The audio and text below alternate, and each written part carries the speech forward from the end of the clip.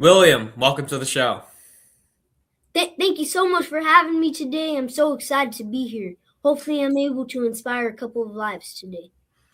Hopefully, more than a couple. I know you actually absolutely will. So, for those that aren't aware of what you do, some people are probably clicking on the screen saying, "Oh my God, this guy looks so young. Why is he on your podcast?"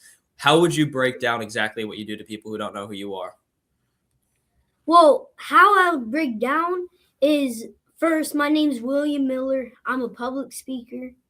It all really started when I went to the city council when I was 8 years old. And after that, I just really started to blow up. I went to New York, Las Vegas, Los Angeles, Chicago, Phoenix. And everywhere I went, I was the only kid in the room. Not because I'm special, but because none of us want to show up. And I want to change that.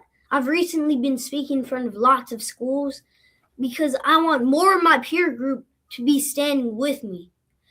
Because I've also noticed that lots of my peers, they're always focused on leveling up their character in the games, but not actually in real life. I want them to level up their character in real life. So, everybody watching, level up your character in real life. Trust yourself. Put down the controller and pick up a skill. And let's show everybody we are the future, yeah, but we're also the right now. And right now, we're capable of so much more. Absolutely, brilliantly said. You mentioned city council when you were 8. What was that event? How did all this start? Yeah, so I was 8 years old, and there's lots of street racing in my neighborhood. And eventually, my grandma almost got hit by a car. So that was very bad. So I realized if I didn't do anything about it, what would happen if something actually did happen to my grandma? So maybe a week after that the incident happened, I went to the city council. I was just about to turn 9, but I was still 8, and I asked them, like, there's lots of problems in this part of town. What can you do to fix this? And these councilmen, they didn't just say, "Oh, he's a cute kid," right?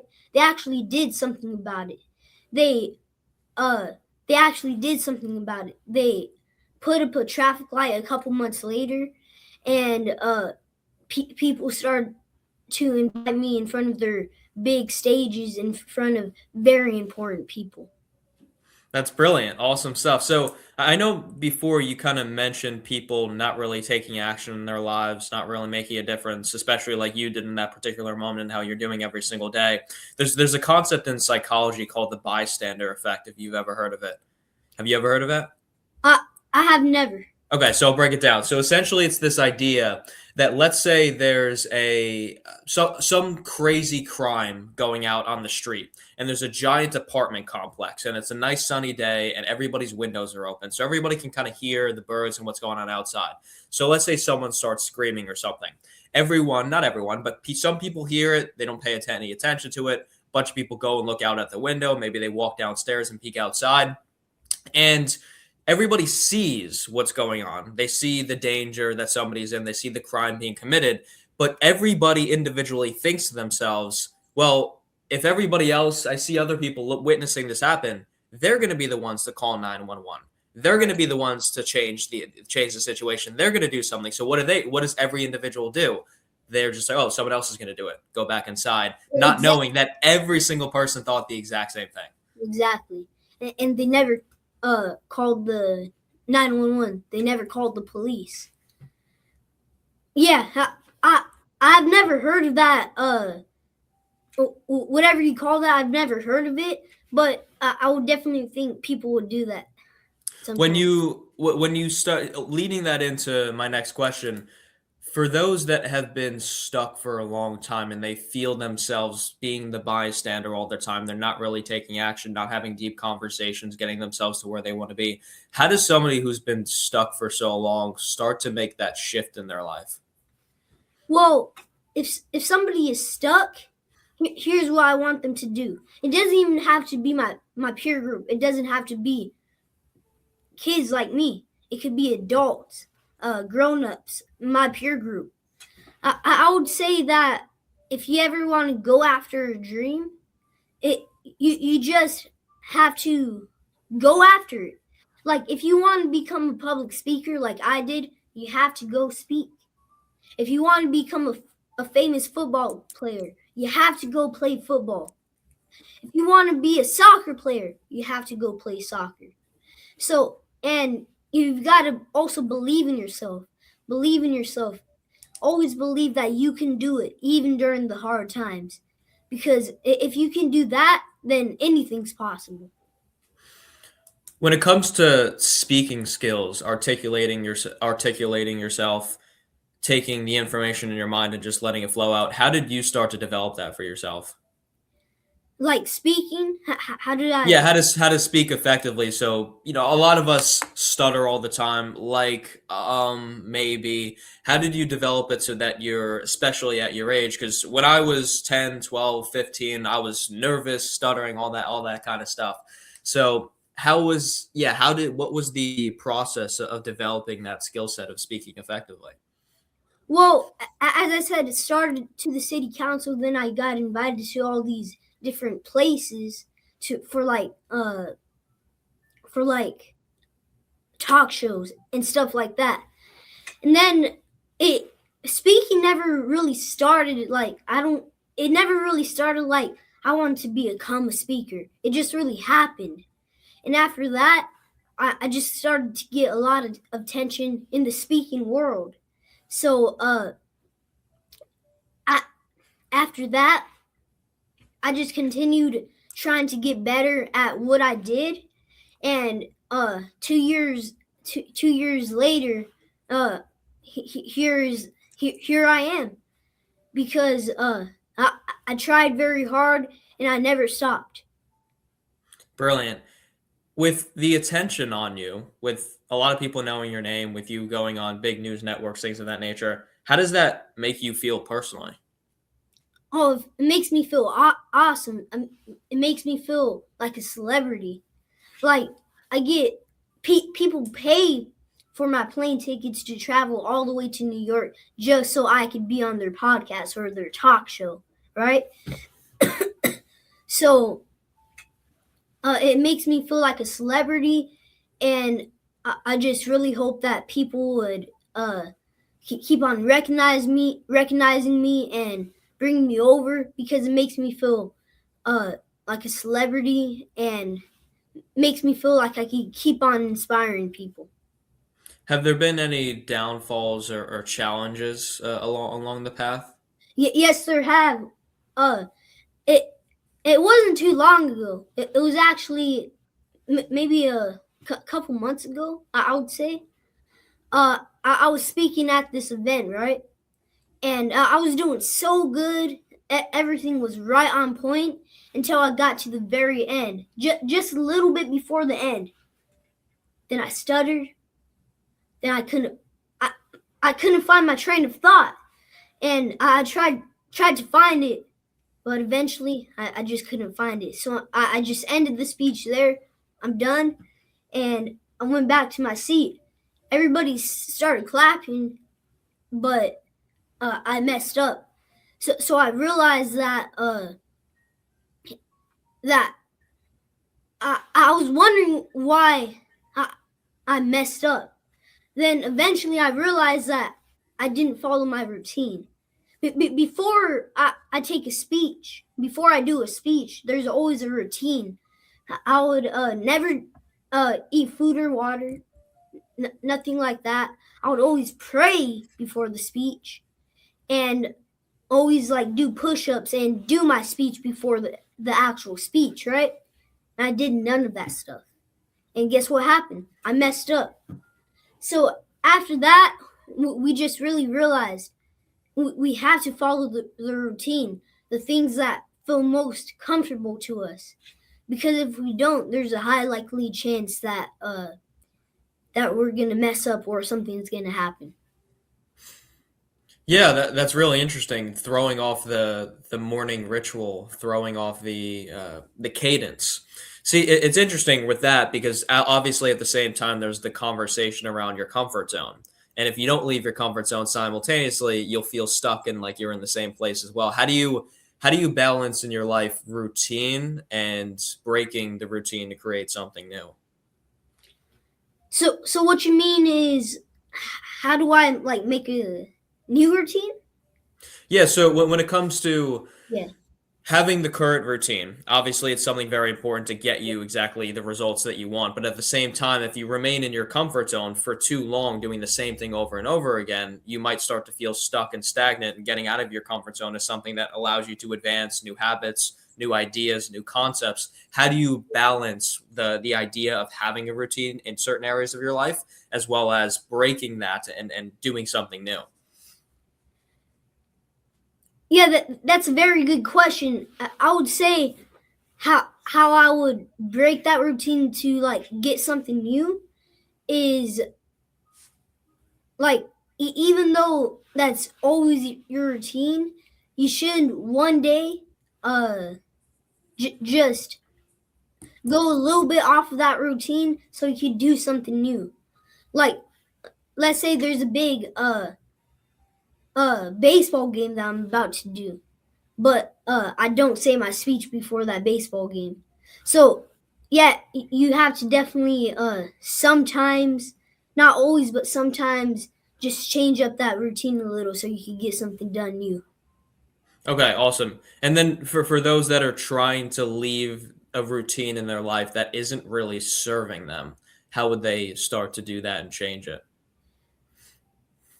Well, if the routine isn't uh if your routine is something that doesn't make you feel comfortable, then just do something that makes you feel comfortable. If uh if not eating before the speech throws you off, then you should eat before the speech, right? Because if you never eat before the speech, but that always gives you like a dry mouth or something, then you should start doing the opposite of what you're doing, right? So yeah, I would say if it's not your routine, then stop doing that routine, because if it doesn't help you, it doesn't help you. So just uh if something doesn't work out, just change it up a little bit. Awesome. And then when it comes to making mistakes, and for example, the speech that you had where you didn't fully get to the till the end and you ended it early, how do you get to the point where you can make a mistake like that and not beat yourself up about it, not feel guilty, not feel shameful about it? Yeah, yes, something that I would do is, after that speech, we've definitely been practicing. If that ever comes up again, what we would do is we would keep on walking and just think for a little bit. And if that still doesn't work, then just think a little bit more. If that doesn't work, just say, with that being said, my name's William Miller. Thank you for having me. Just end the speech right there. But when I did it, I was all stuttery. I didn't know how to end the speech. I'm like, uh, yeah, imagine this, imagine that, and thank you guys for having me. That's how it was. So we've definitely trained to actually end the speech in a proper way if that ever comes up. Okay, awesome. Is there any mention or idea of kind of like improvisation? So if you don't remember something, just kind of letting your mind creatively take it and to a different direction? Yeah, so that would be a pretty good idea. We haven't thought of that idea yet, but I have thought of it in my mind, just like going passing by, right? Like, if I forget something, just go a little bit off target and talk about something different that was still inside my speech. And like, if I mess up on the bravery part, just go to level up your character in real life part. So just I have thought about it, but we've never actually really talked about it and doing it in an actual speech. Hmm. When it comes to your current level of knowledge within the self-development space, within motivational speaking, what gave you that knowledge? Was it that your parents instilled a lot of values into you? Was it them in combination with other particular areas and research? Well, the values that I got to like know the stuff that I know is because even though my parents separated, they separated when I was 3. Even though that happened, they're still able to have a good relationship, not like fight over who could have me the longest, right? They would make it equal, have a good relationship, so I could go on this journey, and so I could have a great life. And I feel like that's the main reason why I have this intelligence about what's going on and what happens. So I would just think that my parents have good relationships, so I could have a great life. Awesome. And then when you cut all the are you is it that you're tapping into creative essence within you when you're having conversations, or is a lot of it uh, planned out? Because I know some of the speeches are planned out naturally. Is it that a lot of that knowledge was? Do you plan it out? Does your team plan it out with you? How does that operation work?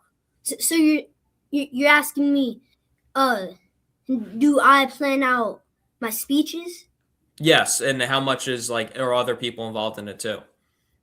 Oh, yes, we do plan out my speeches. It's a 15-minute speech. People can like do it straight off their head, but I'm still developing, so we do plan it out. And strange thing is that we don't have like an entire team help us write our speeches. My dad just goes into his office, types in a pretty good speech, uh, prints it out, and then we just work on it for the next month. Awesome And stuff. yup, it's a very difficult. It's very difficult, but most things that we would just start with the first sentence, memorize that first sentence, and then go from the second sentence all the way to the last sentence.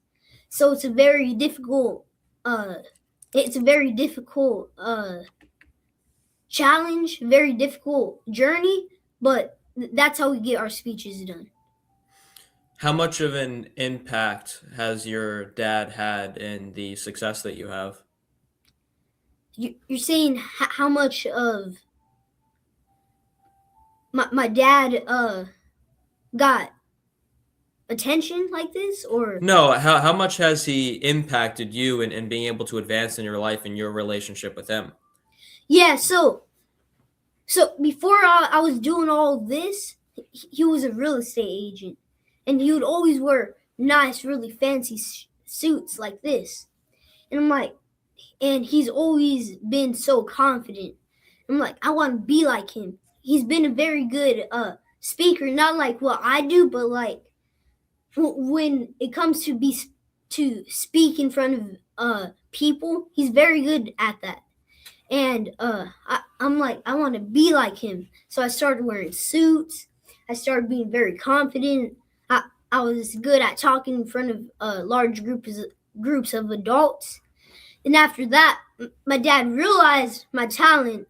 Then he didn't just say, "Oh, that's really cool," but he didn't just not do anything about it. He actually recognized what I was able to do and helped me go to the city council, go to New York, go to Las Vegas, go to Chicago. And he helped me throughout my entire journey. That's beautiful. That's amazing to hear.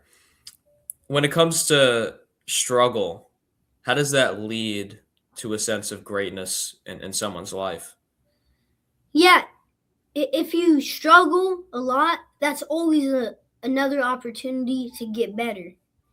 I used to play baseball a lot, and we would always make mistakes. We would let the ground balls go in between our legs, and not catch the pot flies, and we would make so much mistakes, and it would cause so much struggle. The coaches are yelling at us, and there's so many stress, there's so many struggle.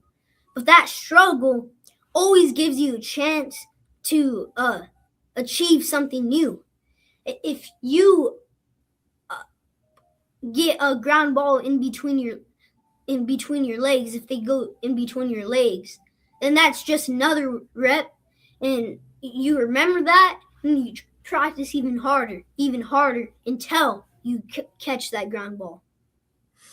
Some people say practice makes perfect, and then there's other people that say practice makes permanent. Do you feel like one of those is true over the other, or it depends on different situations? So I think both are kind of true, because I wouldn't say that practice makes absolute perfect, like 100%, like you're the best ever at what you do, right? I don't believe that practice makes perfect, that actually does that, right? I believe like it's practice makes permanent. If you practice enough at what you do, you're permanently good at this. You're permanently able to do this. So just I would think that the better option is practice makes permanent. Okay, awesome. There's a lot of people that I meet in my coaching practice that have this idea that they need to be perfect. And if they're not perfect and they're not the greatest at their skill or their craft or their business or their job or their work or their school, they start to think that they aren't enough. What would you say to somebody in a situation like that? It, if you think that you're never enough just because you're not absolutely perfect, then you need to work on that, because if you think that way, then you you'll never be able to achieve your goals, because you'll never be perfect. I'm telling you, you will never be perfect. So if you believe that you have to be perfect, and if you're not, you're like not good at anything and you can't do anything, then that's a problem.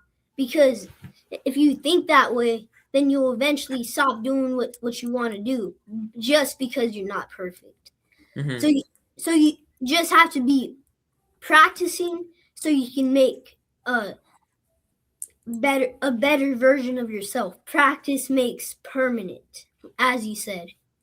So just never stay that way where you always say, man, practice makes perfect. I have to be perfect. Because you'll never be perfect. And if you do that, you'll eventually uh, start to not believe in yourself. Then you won't get what you want done. Or a little bit earlier, you mentioned the idea of chasing your dreams and making that a reality. For those that want to create something more for themselves, but they don't know where to start. They're like, I have no idea what my dream even is. How do you think they could go about to start to find out what that might be? Well, if you don't know what you want to be, if you don't know what you want to do in the future, what you can do is you have to go outside first, right? If you're inside all day and you don't know what you really want to do, you have to go outside. First of all, you just go outside, then start going around the world, like to different countries, stuff like that. When I was in Japan, I, there's so much to do. I got to see sumo wrestlers. I actually got caught up in the biggest fireworks show in the world at that time. There's more people at in Tokyo than there were in Times Square on New Year's Eve. So there's lots and lots of people, and I learned to get patience, because there's so many people. There's nowhere where I could go. It's so hot out there. I got to learn patience and just travel the world like that, what I did, and eventually you'll start to figure out what you actually want to do, because if you travel all to all these places, you'll eventually see something that you're like, man, that's really cool. I want to be like that. So I would just say start by getting outside, traveling, then eventually you will find your dream or what you want to do. Amazing. In certain past speeches and events, you've talked about the concept of how you do anything is how you do everything. How Yeah, is that? yeah. So let's say if you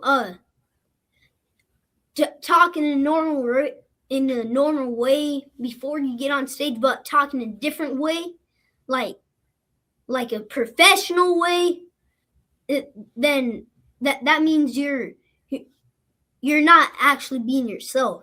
So what? How you do anything is how you do everything. Is if you always put on a if you always put on a suit, you always have to keep on putting on that suit because how you do anything is how you do everything. For an example, once when my dad went to go show a house, he always would wear suits. But one day he just went to go wear regular clothes. I'm like, Dad, why are you wearing stuff like that? He's like, well, the client has seen me sometimes, and they've already seen me a couple of times, so it doesn't really matter. I'm like, really, Dad? Really? Well, in that professional game, when you're a professional in the business of real estate, you have to always be professional. How you do anything is how you do everything. That's a beautiful story, and awesome that you guys are always constantly teaching each other and learning together throughout the process. There's, I think, within that, the confines of being professional and how you do anything is how you do everything. There ends up being developed an authentic expression of figuring out who you actually are and presenting that to people. How do you start to find out like who you actually are as an individual? How you find out who you actually are by as an individual? Well, first, I learned this very important lesson with a very important man, and he taught me that yes, you could be a speaker, you could be a very good speaker, but how do you know that's actually what God wants you to do? So it's great that you speak, but you have to actually talk to God. Like God, like who do you actually want me to be?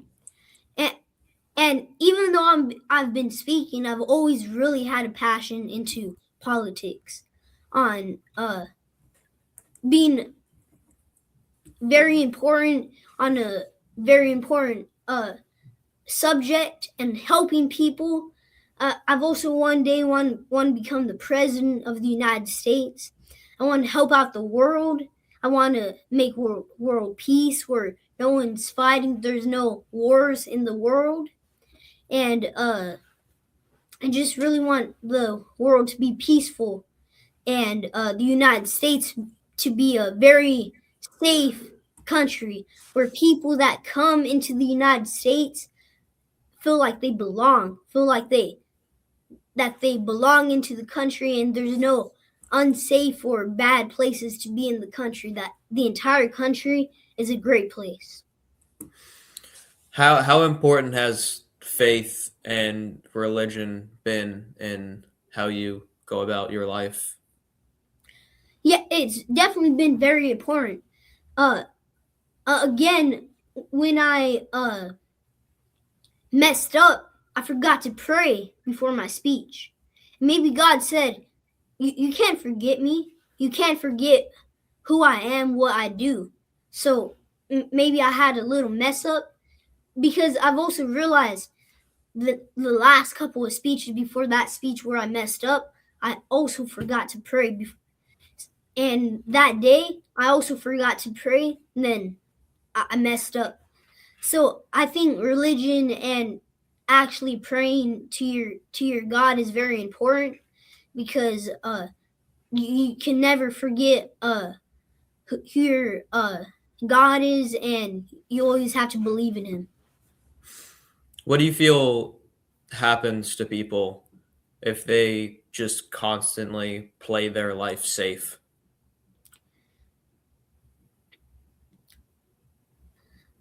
What I would think that would happen to people that always constantly play their life safe and always follow the certain routine, like there's routines for everybody. Most people's lives are wake up, go to work, come back, go to sleep, because it's always that same routine. You're always playing life very safe because you're not able to actually go after what you actually want to do. So I don't know if you ever seen. Uh, I've seen this video where this kid, he just graduated from college, and this businessman, he tells him if you stand in this box for next 7 hours, you'll get a couple of dollars. He's like, oh, okay, I'll do it. I'll do it.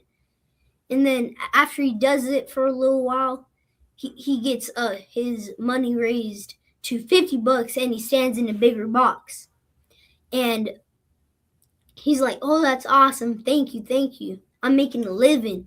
And he sees all his friends go like to the skateboards, and he can't go because he's in work. And eventually this keeps on going on for forever and ever and ever. And then once you actually try to do your dream, what you actually always wanted to do, you can't do it anymore because you're old and tired and you're not able to do it because you've already spent your life playing an easy life. Yeah, a lot of us think that working is living. And although it's not completely separate, it's all integrated together, we forget about our personal lives. We forget about passions. We forget about creativity. We forget about play, about the true expansion. And I think that that's brilliant advice that you just gave. William, I really appreciate you coming on the show today. It's been an awesome conversation. Thank you so much for having me. Remind me your name again? Brad. Brad. All right. Thank you so much, Brad, for having me here on this show today. Hopefully I inspired a couple of lives today. And thank you so much for having me on the show. It was great to be here. Absolutely. Anyone who wants to check out some of your clips, speaking events, anything that nature, where would they go on social media or website wise? You could find me at itswilliammiller.com. Again, itswilliammiller.com. I'm also a self-published author. You can find my book at getwilliamsbook.com. Thank you so much.